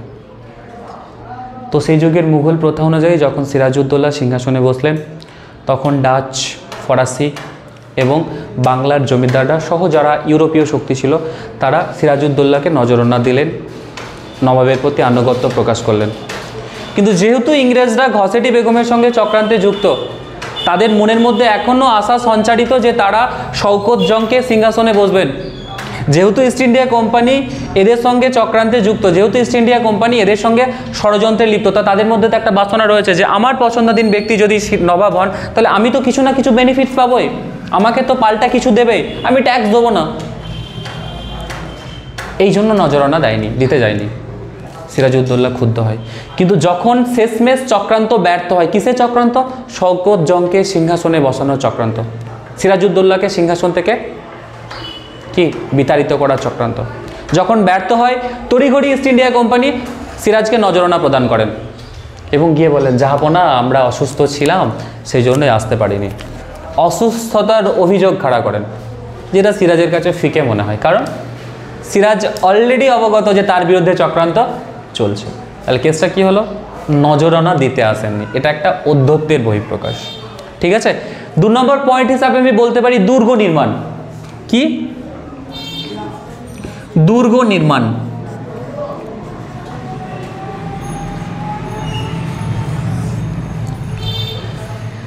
যেই মুহূর্তে সিরাজ সিংহাসনে বসতেন, কবে? 1756 সালে 10 এপ্রিল। সিংহাসন আরোহণের পরই সিরাজ কঠোরভাবে ইউরোপীয় শক্তিদের বার্তা দেন, ইউরোপীয় শক্তি তথা বণিকদের বার্তা দেন যে তোমরা সমস্ত প্রকার অবৈধ কার্যকলাপ থেকে নিজেদেরকে বিরত রাখো এবং আমার বিনা অনুমতিতে তোমরা কোথাও কোনো রকম দুর্গ নির্মাণ করবে না। কঠোরভাবে এই বার্তা কে দিলেন? সিরাজউদ্দৌলা। কি বার্তা দিলেন? অবৈধ কার্যকলাপ থেকে নিজেদেরকে বিরত রাখো, সাবধান করছি। দ্বিতীয়ত, আমার অনুমতি ছাড়া তোমরা কোথাও কোনো রকম দুর্গ নির্মাণ করবেন না। তো সিরাজের এই নিষেধাজ্ঞা যারা ফরাসি ছিলেন বা অন্যান্য ইউরোপীয় শক্তি তারা মান্যতা দিল, তারা ভয়ে মানতে বাধ্য হলো, কিন্তু ইংরেজরা সিরাজের কথায় কর্ণপাত করেননি। ফলে সিরাজের সঙ্গে কোম্পানি সম্পর্কের একটা অবনতির শুরুয়াত এখান থেকে বলতে পারি। ক্লিয়ার? 3 নম্বর হচ্ছে, তোমরা প্রত্যেকেই নামটা শুনেছ যে কৃষ্ণদাসকে আশ্রয় দান। কি ভাই? এই রাহুল কোথায়? রাহুল কি আজকে এখনো এলো না কেন? সোনালি? সোনালি নেই তো। কৃষ্ণদাসকে আশ্রয় দান। এই কৃষ্ণদাসকে তোমাদেরকে আমি অলরেডি বললাম, রাজবল্লভ যে সিরাজের বিরুদ্ধে চক্রান্তে যুক্ত ছিলেন। এই রাজবল্লভকে ঘসেটির দেওয়ান। এই ঘসেটির দেওয়ানের নাম কি? রাজবল্লভ। রাজবল্লভ দুর্নীতি এবং অসৎ উপায়ে প্রচুর ধন সম্পত্তি অর্জন করেন, প্রচুর ধন সম্পত্তি নিজের হাতে কুক্ষিগত করেন। যেই মুহূর্তে সিরাজউদ্দৌলা সিংহাসনে বসেন, এই রাজবল্লভকে নির্দেশ দেন যে আপনি অসৎ উপায়ে যে টাকা পয়সা কামিয়েছেন, যে সম্পদ অর্জন করেছেন, সেগুলি রাজকোষাগারে জমা দিন, অবিলম্বে রাজকোষাগারে জমা দিন। অনেক খেয়েছেন আর নয়, যা খেয়েছেন এবার উগরে পরিশোধ করুন। রাজবল্লভ অস্বীকার করলেন যে না, আমি দেবো না।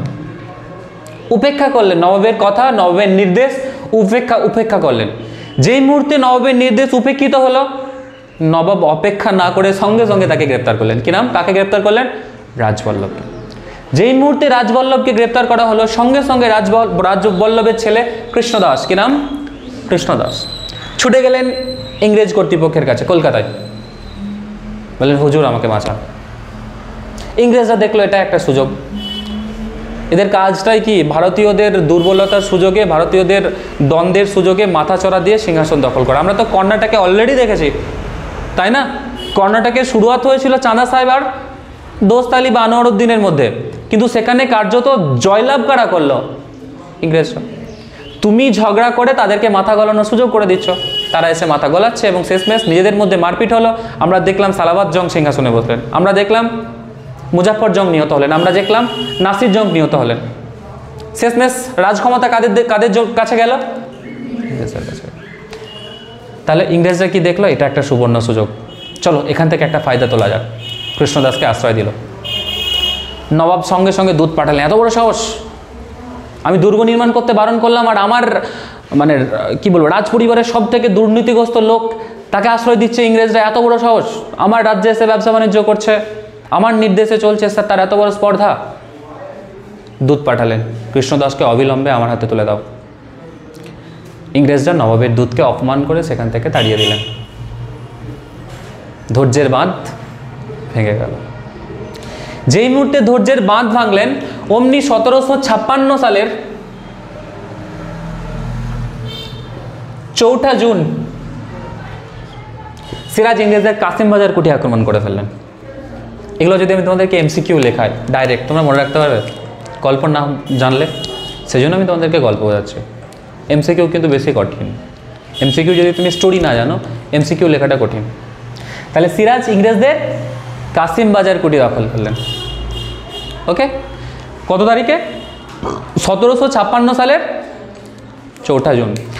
20 জুন ফোর্ট উইলিয়াম, যেটা কলকাতার ইংরেজদের প্রথম এবং প্রধান দুর্গ, প্রথম নয় মানে প্রধান দুর্গ, যেখানে ইংরেজরা থাকতেন, ফোর্ট উইলিয়াম।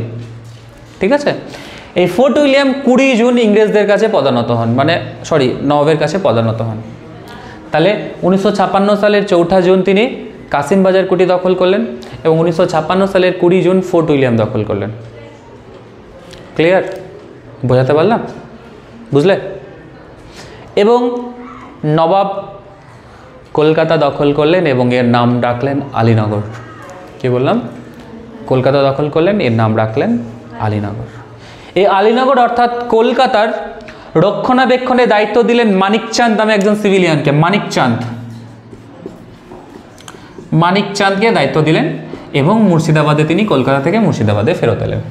তাহলে ধৈর্যের বাঁধ যেই মুহূর্তে ভাঙলেন, নবাব সঙ্গে সঙ্গে প্রথম পদক্ষেপ কী করলেন? 1756 সালের 4 জুন কাসিমবাজার কুঠি আক্রমণ করলেন এবং 20 জুন ফোর্ট উইলিয়াম আক্রমণ করলেন, কলকাতা দখল করলেন। কলকাতা রক্ষণাবেক্ষণের দায়িত্ব আমরা দেখলাম মানিকচাঁদের হাতে তুলে দিয়ে তিনি মুর্শিদাবাদে চলে এলেন। এখানে একটা ভুল করলেন। মানিকচাঁদ একজন সিভিলিয়ান অফিসার, যার সঙ্গে আর্মির কোনো যোগসূত্র ছিল না। পরবর্তীকালে আমরা দেখব এই মানিকচাঁদকে আবার ইংরেজরা পটিয়ে নেবে। চক্রান্ত আর চক্রান্ত, বুঝতে পারলাম? বুঝলে? এতটুকু বুঝতে পেরেছো? কারো কোনো সমস্যা? একটু জল দাও তো। কারো কোনো সমস্যা? এইটুকুতে কারো কোনো সমস্যা থাকলে বলো।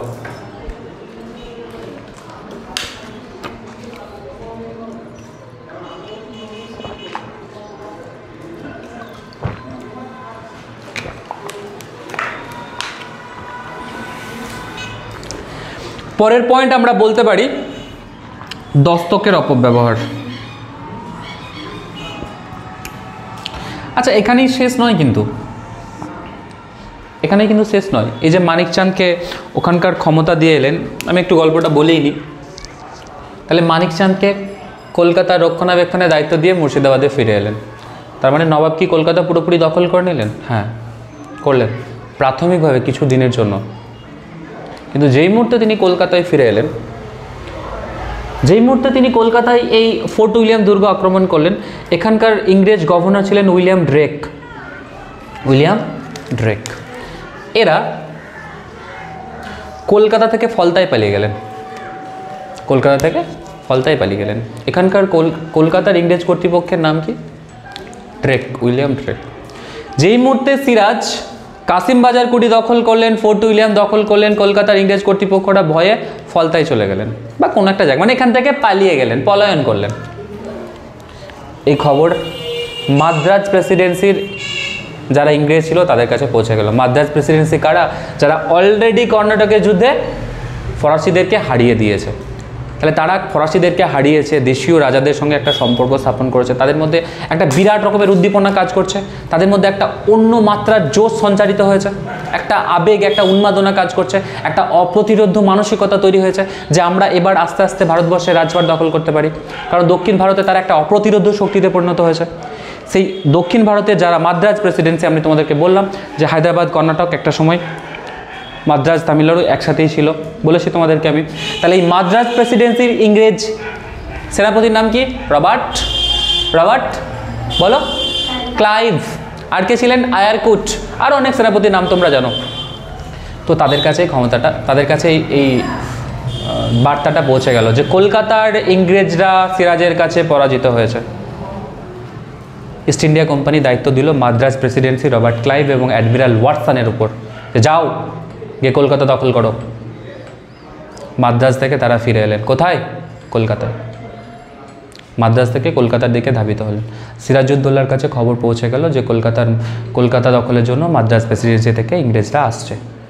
সিরাজ খুব বিচলিত হলেন, মানিকচাঁদের শরণাপন্ন হলেন। মানিকচাঁদকে অলরেডি তখন ইংরেজরা ষড়যন্ত্রের জালে আবদ্ধ করে ফেলেছে।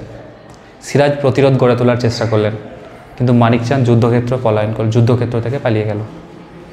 1757 সালের 1757 সালের 2 জানুয়ারি মাদ্রাজ প্রেসিডেন্সির ইংরেজরা আবার কলকাতা পুনরুদ্ধার করে নিলেন, যেটা সিরাজ 4 জুন কাসিমবাজার দখল করলেন, 20 জুন ফোর্ট উইলিয়াম দখল করলেন। 1757 সালের 2 জানুয়ারি ইংরেজরা আবার কলকাতাকে পুনরুদ্ধার করে নিলেন। ইংরেজদের যুদ্ধনীতি এবং চক্রান্তের জালে জর্জরিত হয়ে সিরাজউদ্দৌলা কোনো উপায় না দেখে, কোনো উপায়ন্তর না দেখে ইংরেজদের সঙ্গে একটা চুক্তি করলেন। চুক্তিটার নাম আছে, একটা সন্ধি করলেন, সন্ধিটার নাম আলীনগরের সন্ধি। 1757 সালের 9 ফেব্রুয়ারি। কি বললাম? 1757 সালের 9 ফেব্রুয়ারি। তাহলে কি দেখলাম? 1756 সালের 4 জুন তিনি কাসিমবাজার দুর্গ আক্রমণ করলেন, কাসিমবাজার কুঠি আক্রমণ করলেন। 20 জুন ফোর্ট উইলিয়াম দখল করলেন। কলকাতা দখল করে মানিক চাঁদকে কলকাতা রক্ষণাবেক্ষণের দায়িত্ব দিয়ে মুর্শিদাবাদে ফিরে এলেন। মাদ্রাজ প্রেসিডেন্সির কাছে খবর পৌঁছে গেল যে কলকাতার ইংরেজ কর্তৃপক্ষ সিরাজের কাছে পরাজিত হয়েছে।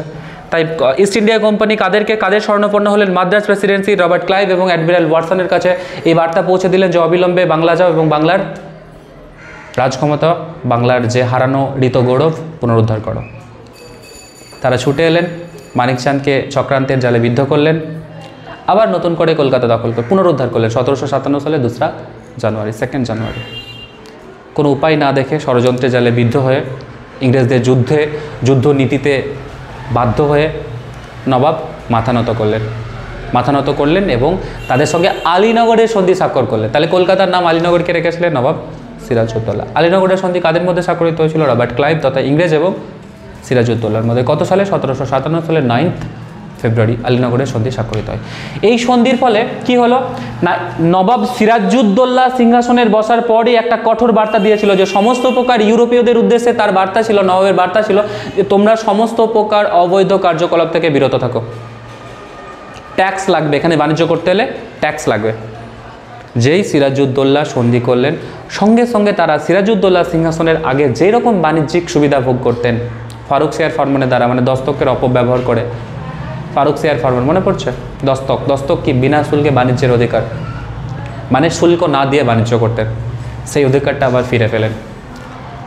যত্রতত্র যেখানে সেখানে ইচ্ছাধীনভাবে তারা দুর্গ নির্মাণ করার অধিকার লাভ করলেন। আমদানি রপ্তানি তাদের নিয়ন্ত্রণে গেল, অর্থাৎ অঘোষিতভাবে সিরাজউদ্দৌলার হাত থেকে ক্ষমতা ইস্ট ইন্ডিয়া কোম্পানির হাতে স্থানান্তরিত হলো। বুঝতে পারলো? আর একটা কারণ হিসাবে আমি বলতে পারি যে দস্তকের অপব্যবহার। তোমরা এবার আমাকে প্রশ্ন করবে যে দাদা দস্তকটা কি? দস্তক হচ্ছে বিনা শুল্কে বাণিজ্য করার অধিকার। বিনা শুল্কে বাণিজ্য করার অধিকার। তোমাদেরকে আমি বলেছিলাম যে মুঘল বাদশাহ তাদের সাম্রাজ্যকে বিভিন্ন ভাগে ভাগ করেছিল, অনেকগুলো সুবায়, অনেকগুলো পরগনাতে বিভক্ত করেছিল। একটা সুবার দায়িত্বে একজন অফিসার থাকতেন, বা একটা পরগনার দায়িত্বে একজন অফিসার থাকতেন, বা বাদশাহের অধীনে রাজা থাকতেন। রাজারা তাদের রাজস্ব বাদশার কাছে জমা দিতেন। তো ইংরেজরা যখন এসেছিলেন 1717 খ্রিস্টাব্দে ফারুক সিয়ারের কাছে, তখন বাদশাকে মুঘল বাদশাহ ফারুক সিয়ার এই ফারুক সিয়ারের কাছ থেকে দস্তক লাভ করেন, কিছু টাকার বিনিময়ে দস্তক লাভ করেন। দস্তকটা কি? যে আমরা এখানে বাণিজ্য করব, কোনো রকম ট্যাক্স প্রদান করব না। তাহলে দস্তক কি? বিনা শুল্কে বাণিজ্য করার অধিকার। মনে থাকে? খুব ইম্পর্টেন্ট কোয়েশ্চেন। দস্তক কি? বিনা শুল্কে বাণিজ্য করার অধিকার।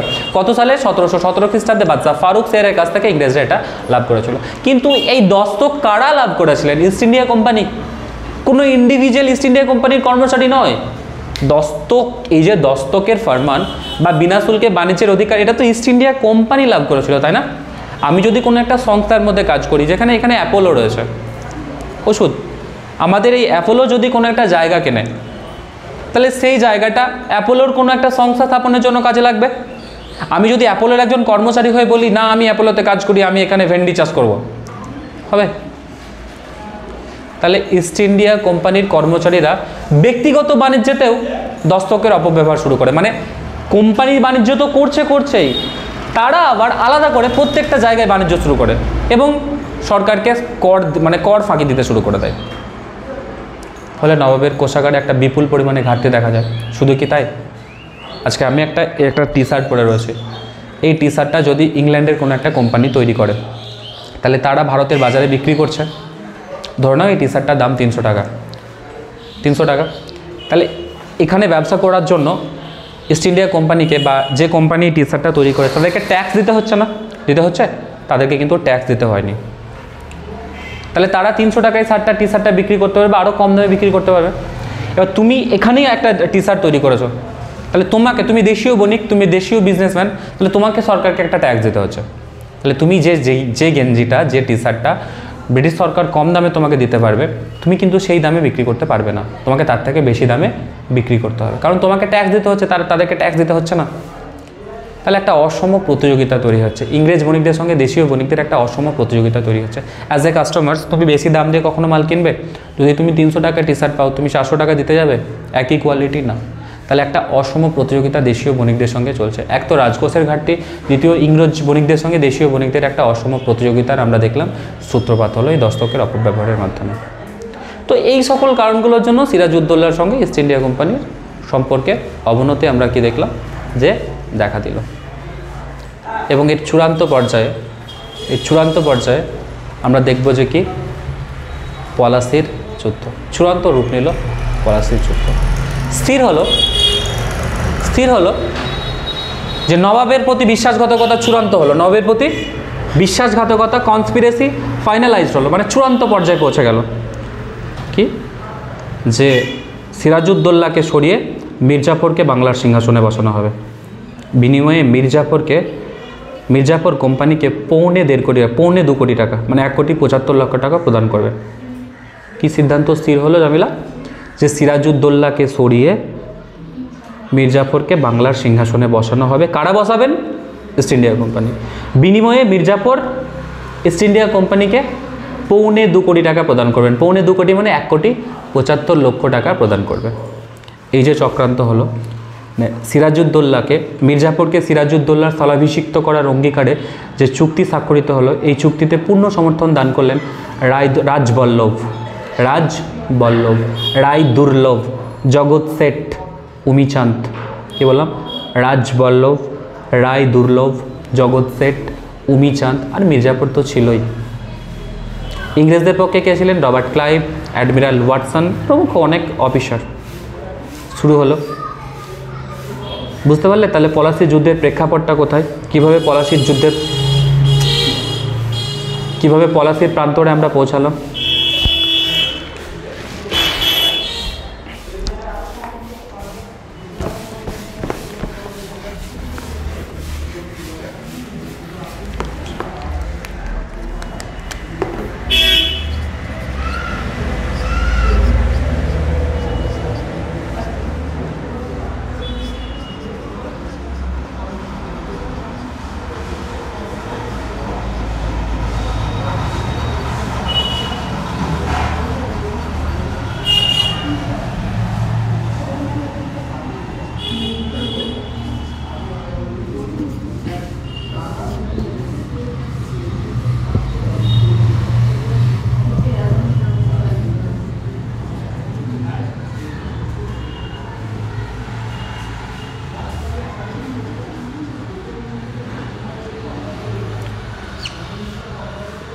কি লিখেছি?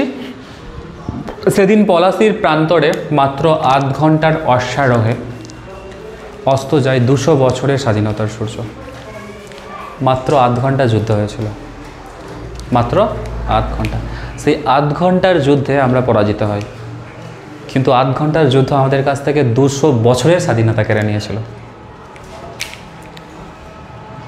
অকৃতজ্ঞ, বেঈমান, ঘৃণ চক্রান্তের নায়ক মির্জাফর এবং মির্জাফরের সঙ্গে তারা যারা ছিলেন রাজবল্লভ, রায় দুর্লভ, জগৎ শেঠ, উমিচাঁদ, এদের 8 ঘন্টার বিশ্বাসঘাতকতার জন্য 200 বছরের জন্য আমরা পরাধীন হয়ে গেলাম। যখন সিরাজউদ্দৌলার কাছে খবর পৌঁছালো যে ইংরেজরা মুর্শিদাবাদ দখল করতে আসছে, মানে যখন এই ইংরেজদের সমর প্রস্তুতি, সমর মানে যুদ্ধ, এই ইংরেজদের সমর প্রস্তুতির সংবাদ যখন সিরাজউদ্দৌলার কাছে পৌঁছে গেল, তখন বাংলার স্বাধীনতা, বাংলার অখণ্ডতা, বাংলার নিরাপত্তা অক্ষুণ্ণ রাখার সুবাদে এই মানসিকতায় তিনিও তার সৈন্যকে প্রস্তুত করলেন। মুর্শিদাবাদের 23 মাইল, মুর্শিদাবাদ থেকে 23 মাইল দক্ষিণে পলাশী নামে একটা জায়গা, বর্তমানে এটা নদিয়ার। পলাশী কোথায় অবস্থিত? তৎকালীন মুর্শিদাবাদ, এখন নদিয়ায়। তাহলে সিরাজউদ্দৌলার কাছে খবর পৌঁছালো যে তারা মুর্শিদাবাদ আক্রমণ করতে আসছে। এই সমর প্রস্তুতির সংবাদ সিরাজের কাছে পৌঁছে যাওয়া মাত্রই তিনিও তার সৈন্যবাহিনীকে প্রস্তুত করলেন। কোথায় প্রস্তুত করলেন? কোথায় প্রস্তুত করলেন বলো? মুর্শিদাবাদের দক্ষিণ প্রান্তে, 23 মাইল দক্ষিণ প্রান্তে। জায়গাটার নাম পলাশী। পলাশীর একটা আম বাগান ছিল, তোমরা যাবে দেখে আসবে। এটা এখন নদিয়ার মধ্যে পড়ছে, আর মানে এটা মুর্শিদাবাদের মধ্যে আর নেই। তাহলে নবাবের পক্ষে সেনা তৈরি করতে শুরু করলে, নবাবের পক্ষে কারা আছে? মির্জাফর। চুক্তি তো হয়ে গেছে, গোপনে তো একটা চুক্তি স্বাক্ষরিত হয়েছে, কিন্তু নবাব কি জানতেন যে যুদ্ধক্ষেত্রে তাকে তার পিছন থেকে ছুরি মারবে? জানতেন না। চুক্তি তো গোপনে হয়েছে, কিছুটা আন্দাজ করলেও এতটা তো আন্দাজ করতে পারেনি যে যুদ্ধক্ষেত্রে দাঁড়িয়ে আমাকে পুরোপুরি হত্যা করে দেওয়া হবে, এতটা আন্দাজ করতে পারেননি।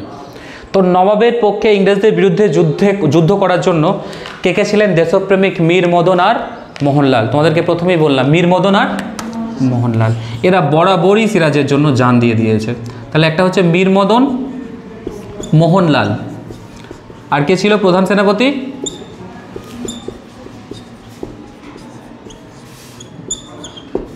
মির্জাফর। তৎকালীন প্রধান সেনাপতি ছিল না, মির্জাফর ছিলেন। মির্জাফর আর একজন নাম কেউ বলতে পারবে? বলো। রায় দুর্লভ। আর অনেকজন ব্যক্তি আছে, আপাতত এই নামগুলো খুব কমন। এরা সিরাজের পক্ষে সেনাবাহিনীকে তৈরি করতে শুরু করলেন। সিরাজের কাছে ছিল 50,000 পদাতিক সৈন্য। কি বললাম? 50,000 পদাতিক সৈন্য। কত? 50,000 পদাতিক সৈন্য। 50কে লিখলাম। 50,000 পদাতিক সৈন্য, 18,000 অশ্বারোহী সৈন্য, 50টি কামান। তাহলে সিরাজের হাতে কি ছিল? 50,000 পদাতিক সৈন্য, 18,000 অশ্বারোহী, 50টি কামান। অন্যদিকে ইংরেজদের হাতে ছিল মাত্র 3,000 সৈন্য। কত? মাত্র 3,000 সৈন্য আর 50টা হালকা কামান। হালকা কামান মানে খুব উন্নত মানের নয়। কিন্তু সব থেকে বড় অস্ত্র কী ছিল বলো তো? বিশ্বাসঘাতক মির্জাফর। তুমি বাইরের শত্রুর সঙ্গে লড়াই করে জিততে পারবে, কিন্তু তোমার ঘরের শত্রুর সঙ্গে লড়াই করে তুমি কখনোই জিততে পারবে না। তোমার ইনফরমেশন যদি বাইরের শত্রুর কাছে লিক করে দেয়, তুমি কিছু করতে পারবে না। যাই হোক, তাহলে 1757 সালের 23শে জুন পলাশীর আমবাগানে বাংলার স্বাধীনতা অক্ষুণ্ণ রাখার মানুষে সিরাজউদ্দৌলার সঙ্গে ইস্ট ইন্ডিয়া কোম্পানির যুদ্ধ শুরু হয়। এই যুদ্ধে এই দুইজন দেশপ্রেমিক মীর মদন আর মোহনলাল বীরত্বের সঙ্গে যুদ্ধ করে ইংরেজ বাহিনীকে একদম পিছু হটিয়ে দেয়। ইংরেজ বাহিনীকে পিছু হটিয়ে দেয়। আর পূর্ব চুক্তি অনুযায়ী, অঙ্গীকার অনুযায়ী মির্জাফর আর রায় দুর্লভ সেনাবাহিনীকে চুপ করিয়ে রাখেন, মানে নীরব দর্শক করে রাখেন। তার আন্ডারে যে ফৌজগুলো ছিল, যে আর্মি ছিলেন, তাদেরকে চুপ করিয়ে রাখেন। শুধুমাত্র এই দুটো ব্রিগেড কাফি ছিল, কারণ এরা তো দেখলাম 3,000। এখানে যুদ্ধ চলাকালীন আবারও চক্রান্তের শিকার সিরাজউদ্দৌলা। তখনও সিরাজউদ্দৌলা মির্জাফরের এই চক্রান্ত বুঝতে পারেননি।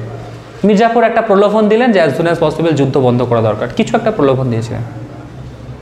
সেই মুহূর্তে হঠাৎ করে সিরাজউদ্দৌলা, মানে যুদ্ধ জয়ের দিকে সিরাজউদ্দৌলা যুদ্ধ বন্ধের নির্দেশ দিলেন। যেই মুহূর্তে সিরাজউদ্দৌলা যুদ্ধ বন্ধ করলেন, সঙ্গে সঙ্গে আয়ারকুটের নেতৃত্বে পদাতিক সৈন্য, মনে পড়ছে আয়ারকুট কাকে হত্যা করেছিল? কাউন্ট ডি লালিকে পুরোপুরিভাবে পরাজিত করেছিলেন। কোন যুদ্ধে?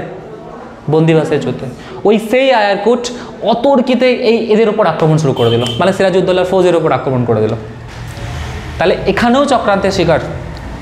যদি এই দুটো ব্রিগেডকে সিরাজউদ্দৌলা যুদ্ধ চালিয়ে যাওয়ার নির্দেশ দিতেন, তাহলে আমরা 200 বছর পরাধীনতার জালে আবদ্ধ হতাম না, পলাশীর প্রান্তরে বাংলার এত রক্তপাত হতো না। সেদিন মির্জাফর পদানত হতো, মির্জাফরের বিশ্বাসঘাতকতা প্রকাশে আসতো, বিশ্বাসঘাতকরা শাস্তি পেত। এত দেশের প্রেমিককে আমরা হারাতাম না, এত বীর সৈনিকদেরকে আমরা হারাতাম না। কিন্তু এখানেও চক্রান্ত শিকার সিরাজউদ্দৌলা। যুদ্ধ বন্ধের নির্দেশ দিলেন, সেই মুহূর্তে আয়ারকুটের পদাতিক সৈন্য এসে সঙ্গে সঙ্গে এই সৈন্যবাহিনীর উপর আক্রমণ শুরু করলেন। কি হলো? যুদ্ধক্ষেত্রেই মীর মদন মারা গেল, যে প্রধান সেনাপতি মারা গেল। মোহনলাল যুদ্ধক্ষেত্র থেকে পালিয়ে গেলেন। ফৌজ পুরোপুরি ছত্রভঙ্গ হয়ে গেল। সিরাজউদ্দৌলা পালানোর চেষ্টা করলেন। বিহারের রাজমহলের কাছে, বর্তমান ঝাড়খণ্ড, সিরাজউদ্দৌলা ধরা পড়লেন। তাকে ধরে নিয়ে মুর্শিদাবাদে আনা হলো। কোথায় আনা হলো? মুর্শিদাবাদ। মির্জাফরের পুত্র মিরনের নির্দেশে 1757 সালে 2রা জুলাই, 2nd জুলাই তাকে হত্যা করা। কত? 1757 সালে 2রা জুলাই। সেদিন প্রথমবারের মতো সিরাজউদ্দৌলার ওয়াইফ বলেছিলেন, কাঁদতে কাঁদতে বলেছিলেন যে আমি প্রথমবারের মধ্যে আমি আমার মাসির চোখে স্নেহ দেখতে পেয়েছিলাম। মাসিকে? ঘসেটি বেগম। প্রথমবার যখন সিরাজউদ্দৌলা পালিয়ে যায়, ঘসেটি বেগম একে, মানে সিরাজউদ্দৌলার স্ত্রীকে পরামর্শ দেয় যে তারা যেন জলপথে না যায়, মানে পালিয়ে যাচ্ছে, যেখানে যাবে যাক, তারা যেন কোথাও জলপথে না যায়। কে এসে বলল? ঘসেটি সেদিন হয়তো নিজের অন্তরের উপলব্ধি কিছুটা বুঝতে পেরেছিলেন যে আমি ভুল করে, বাট অনেক দেরি হয়ে গেছে, আর কিছু করার নেই। এটা অনেক আগে বোঝা উচিত ছিল। যে তোমার শত্রু যে তোমার হয়ে যুদ্ধক্ষেত্রে অংশগ্রহণ করছে সে কি তোমার শওকত জংকে সিংহাসনে বসানোর জন্য না, যে তোমার ভাইকে মারছে, যে তোমার ভাইকে মারার জন্য তোমার পক্ষে আছে, সে দুদিন পর তোমার ভাইকে মারার পর তোমার পক্ষেই থাকবে, তোমার বিরুদ্ধেই লড়বে, তোমার পক্ষে না। তোমার ভাইকে মারার পর তোমাকে মারার জন্য উঠে পড়ে লাগবে। এটা বুঝতে অনেকটা দেরি হয়ে গেছে। তাদের লক্ষ্য ছিল যে বাংলার সাম্রাজ্য দখল করা, এবং সিরাজউদ্দৌলা ছিলেন একজন বিচক্ষণ ব্যক্তি, তাই সিরাজউদ্দৌলাকে পরাস্ত করাটা ইংরেজদের কাছে একটা বিরাট জয়। পরবর্তীকালে আমরা দেখব যে বক্সারের প্রান্তরে মিলিত শক্তি পরাজিত হয় এবং পুরোপুরি ভারতবর্ষের মানে বাংলার স্বাধীনতা তথা ভারতের স্বাধীনতা ইংরেজদের কাছে চলে যায়। তাহলে কি বললাম, সিরাজউদ্দৌলার ওয়াইফ কি বলেছিলেন যে আমি প্রথমবারের জন্য আমার মাতৃস্নেহ মাসির চোখে একটা স্নেহ দেখেছিলাম। কি বার্তা দিয়েছিলেন, যে তারা যেন যে পথে যাবে যাক, তারা যেন জলপথে না যায়। তাহলে রাজমহলের কাছে সিরাজউদ্দৌলা ধৃত হন, তাকে মুর্শিদাবাদে ফিরিয়ে আনা হয় এবং 1757 সালের 2 জুলাই মির্জাপুরের পুত্র মিরনের আদেশে তাকে হত্যা করা হয়। কিন্তু তোমাদেরকে প্রশ্ন আছে যে সিরাজউদ্দৌলাকে হত্যা কে করেছিলেন? অর্ডার দিয়েছিলেন মির্জাপুরের পুত্র মিরন, কিন্তু মেরেছিলেন মির্জা আলী বেজ।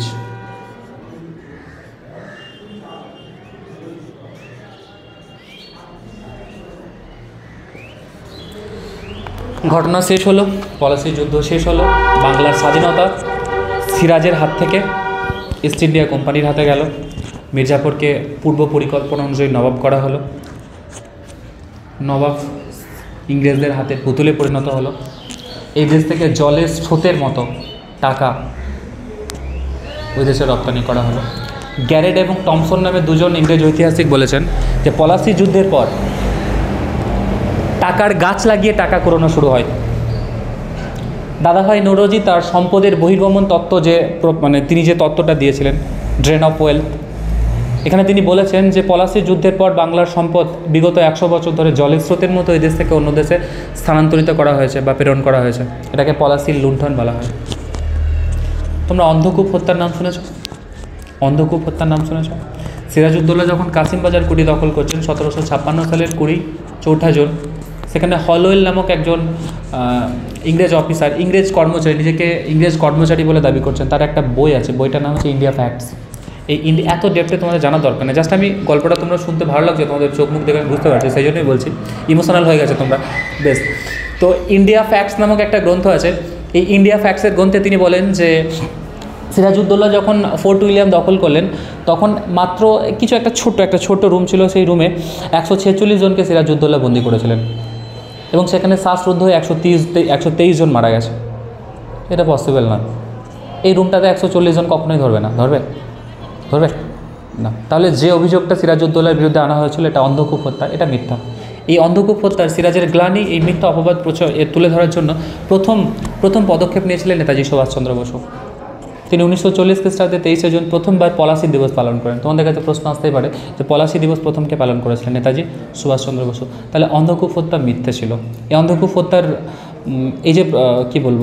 এটা কে তুলেছিলেন, এই তথ্যটা কে সামনে এনেছিলেন? হলওয়েল নামক একজন ইংরেজ কর্মী। তিনি বলেছিলেন যে আমি ইংরেজ সেনাবাহিনীতে ছিলাম এবং ওই 146 জনকে গ্রেপ্তার করা হয়েছিল একটা ছোট্ট কক্ষে, সেই কক্ষে আমিও ছিলাম। তার একটা বইটার নাম বললাম ইন্ডিয়া ফ্যাক্টস। সেই ইন্ডিয়া ফ্যাক্টস গ্রন্থে তিনি বলছেন যে আমি বেঁচে যাওয়া একজন সৈনিক, বাট বাস্তবে এটা মিথ্যা। এই মিথ্যার গ্লানিকে ঘুচিয়ে দেওয়ার জন্য সুভাষচন্দ্র বসু প্রথম পলাশি দিবস পালন করলেন। সম্পদের বহির্গমন তত্ত্ব কে দিয়েছিলেন? দাদাভাই নৌরোজি। তিনি কি বলেছিলেন? পলাশির লুণ্ঠন কি না, পলাশির যুদ্ধের পরবর্তী 100 বছর ধরে এদেশের অর্থ সম্পদ জলের স্রোতের মতো ভারত থেকে ইংল্যান্ডে পাচার করা হয়েছিল, যেটাকে বলা হয় পলাশির লুণ্ঠন। গ্যারেড এবং টমসন নামে দুজন ইংরেজ ঐতিহাসিক কি বলেছিলেন যে পলাশির যুদ্ধে জয়লাভের ফলে ইংরেজরা একটা টাকার গাছ লাগালো এবং যখনই প্রয়োজন পড়তো নাড়া দিত আর টাকা তুলে নিত। ঠিক আছে, আমরা দেখব মির্জাফরকেও ওরা ইংরেজরা সিংহাসন থেকে তাড়িয়ে দেবে। এরপরে আর একটা নবাব আমরা পাবো, সিরাজউদ্দৌলার পরে আর একজন নবাবকে আমরা পাবো, যেটা হচ্ছে মীর কাসিম।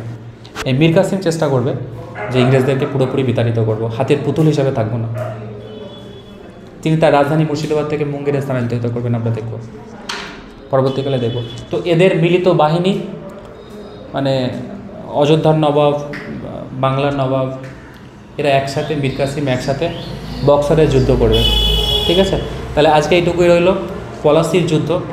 পলাশির যুদ্ধটুকু আমি তোমাদেরকে পড়ালাম, এটা থেকে আমি তোমাদেরকে এমসিকিউ লিখে দেবো, তোমরা এটা রেকর্ড রাখতে, মানে ইউটিউবে আমি পোস্ট করে দেবো, অনলি তোমাদেরকে শুধু দেখানোর জন্য আমি পোস্ট করে দেবো, লিঙ্ক তোমাদের গ্রুপে পাঠিয়ে দেবো। যদি কখনও তোমাদের বুঝতে অসুবিধা হয়, এটা শুনলে তো আবার মনে পড়ে যাবে, তাই না?